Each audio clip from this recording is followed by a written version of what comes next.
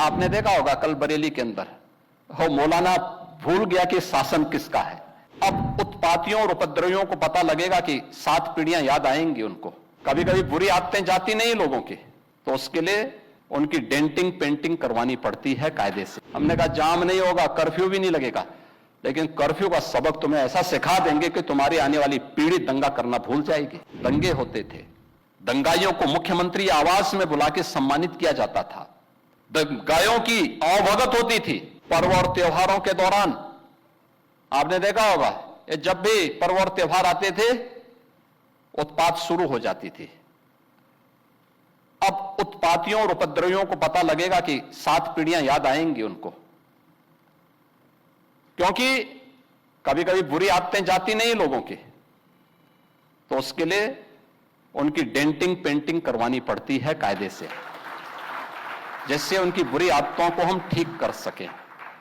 और यही denting painting आपने देखा होगा कल बरेली के अंदर हो मौलाना भूल गया कि शासन किसका है।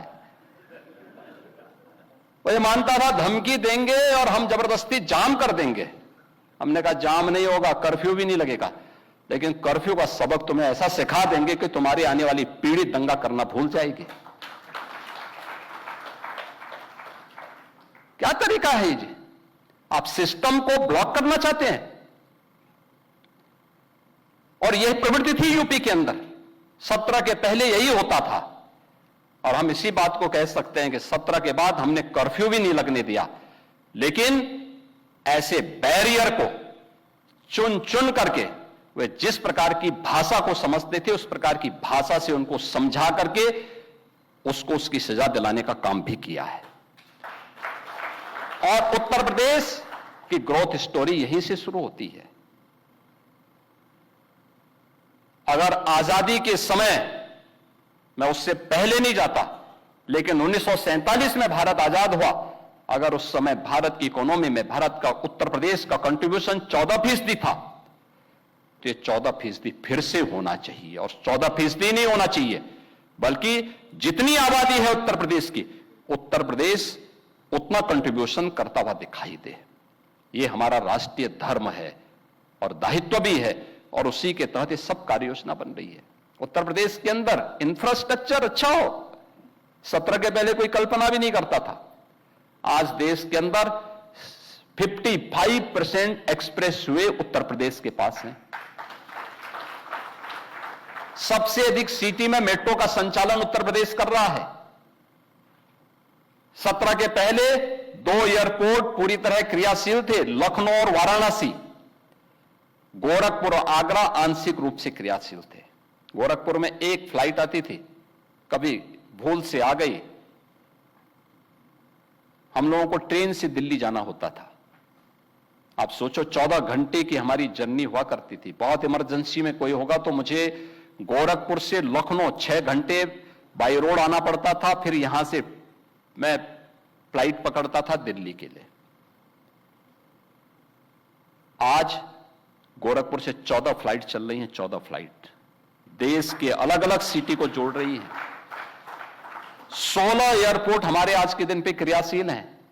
देश का सबसे बड़ा एयरपोर्ट हम अगले महीने देश को समर्पित कर रहे हैं, नोएडा इंटरनेशनल एयरपोर्ट। यानी ये उत्तर प्रदेश वही है जो पहले बीमारू था। बीमारू था नहीं, बीमारू बना दिया गया था। बीमारू मानसिकता वालों ने इसको बीमारू बना दिया था। ये बीमारू मानसिकता वही है जो परिवारवाद और जातिवाद है, ये बीमारू मानसिकता है। और इसी बीमारू मानसिकता ने उत्तर प्रदेश को बीमारू बना दिया था। परिणाम क्या था? दंगे होते थे, दंगाइयों को मुख्यमंत्री आवास में बुला के सम्मानित किया जाता था। दंगाइयों की अवभगत होती थी और पेशेवर अपराधी और माफियाओं के सामने सत्ता सैल्यूट करती थी और सत्ताधारी लोग उनके कुत्तों के साथ हाथ मिलाया करते थे।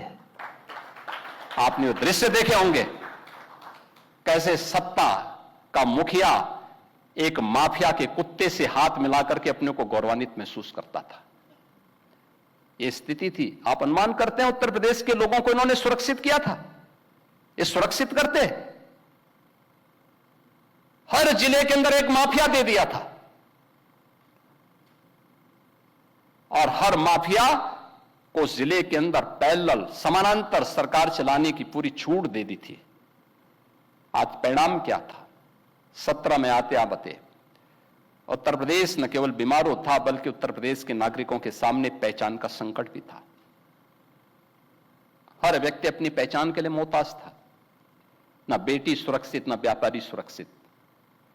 खेतीबाड़ी चौपट, किसान आत्महत्या करता था। नौजवान की नौकरी पर सेंध लगती थी, उसकी नीलामी होती थी। चाचा भतीजा दोनों वसूली के लिए निकल पड़ते थे। वसूली का गैंग चलता था। ट्रांसफर पोस्टिंग में इनके दलाल बोली लगाया करते थे। और आप भी देखते होंगे जब हम ट्रांसफर पोस्टिंग करते हैं तो आज भी उनकी पीड़ा झलक उठती है।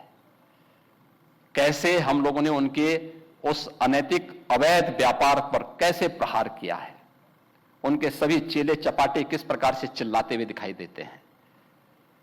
हर एक मामले में आज आप देख सकते हैं world class infrastructure Uttar Pradesh के पास।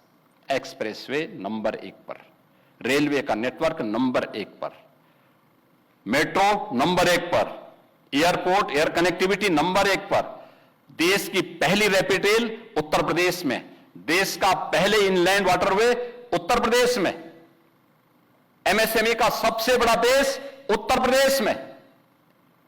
और उत्तर प्रदेश आज फिर से गन्ना उत्पादन और चीनी उत्पादन में देश के अंदर नंबर 1 पर, इथेनॉल उत्पादन में नंबर 1 पर, खाद्यान्न उत्पादन में नंबर 1 पर, सबसे बड़ी युवा आबादी का राज्य होने के साथ साथ सबसे अधिक नौकरी भी देने वाला राज्य बन चुका है।